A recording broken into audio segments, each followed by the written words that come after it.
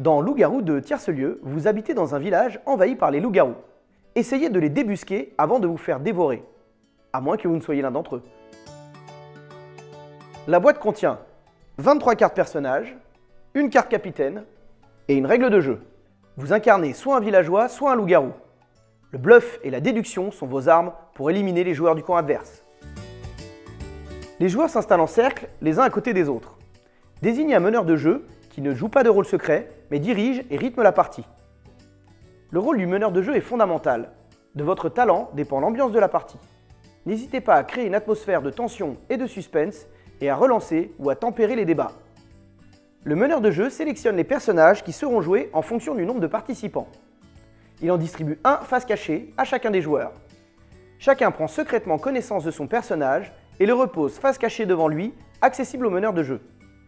Pour vos premières parties, référez-vous au tableau de distribution des personnages en fonction du nombre de joueurs. Quand vous serez familiarisé avec le jeu, n'hésitez pas à faire votre propre sélection. Les joueurs procèdent à l'élection du capitaine. Sa voix compte double lors des délibérations. Chacun est libre de proposer sa candidature et de faire campagne comme il l'entend. Les joueurs votent à main levée. Le joueur élu à la majorité place la carte capitaine à côté de son rôle face cachée. C'est un honneur qu'on ne peut pas refuser. Pendant la partie, si le capitaine est éliminé, dans un dernier souffle, il désigne son successeur. Le meneur de jeu endort le village en disant « C'est la nuit, le village s'endort ». Les joueurs ferment les yeux et restent concentrés sur leur entourage. Le meneur de jeu appelle les différents personnages à tour de rôle pendant la nuit, en particulier les loups-garous qui vont dévorer collectivement un villageois. Lorsque vous appelez les personnages, faites bien attention à respecter leur nom exact. Par exemple, dites toujours « la sorcière » et non le sorcier. Dites toujours la voyante et non le voyant. De même, quand vous adressez un joueur, ne dirigez pas votre voix uniquement vers lui. Les autres joueurs pourront en déduire sa position. Quand tous les joueurs ont agi, le meneur de jeu réveille le village en disant « C'est le matin, le village se réveille ». Le meneur de jeu désigne alors la victime de la nuit qui révèle son personnage. Ce joueur est éliminé, il ne pourra plus communiquer d'aucune manière avec les autres joueurs. Le village débat pour désigner les suspects. Au cours de cette phase, les objectifs de chacun sont différents. D'une part, les villageois tentent de démasquer un loup-garou et votent contre lui. D'autre part, les loups-garous se font passer pour des villageois. Un bruit suspect pendant la nuit?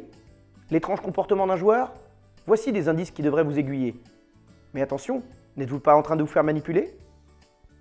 Chacun peut se faire passer pour un autre. Cette phase est le cœur du jeu. Aussi, faites briller vos talents d'orateur, bluffez, dites la vérité, mais surtout soyez crédible. Le meneur de jeu veille à ce que chaque joueur s'exprime librement. Puis, il propose qu'on passe au vote pour l'élimination d'un joueur suspecté d'être loup-garou. Au signal du meneur de jeu, chacun pointe du doigt le joueur qu'il suspecte. Le joueur majoritairement désigné est éliminé. Rappelez-vous que la voix du capitaine compte double. En cas d'égalité, s'il est présent, le vote du capitaine désigne le coupable. Sinon, les joueurs, y compris ceux en cause, procèdent à un nouveau vote pour départager les ex-aequo. S'il y a une nouvelle égalité, personne n'est éliminé. Le joueur éliminé révèle sa carte et ne pourra plus communiquer d'aucune manière avec les autres joueurs. Une nouvelle nuit commence comme la nuit précédente, à la différence que le meneur de jeu n'appelle plus les personnages qui ont été éliminés. La nuit, le meneur de jeu appelle les personnages par leur nom précisément. Par exemple, Cupidon se réveille ou le voleur se réveille. Le joueur appelé ouvre les yeux et agit discrètement. Le meneur de jeu le rendort ensuite en disant par exemple « Cupidon se rendort ». Le joueur referme les yeux en attendant le lever du jour. Les personnages ont un rôle différent et certains agissent la nuit dans cet ordre. Le voleur. Avant la distribution des rôles, le meneur de jeu ajoute 2 cartes simples villageois à sa sélection.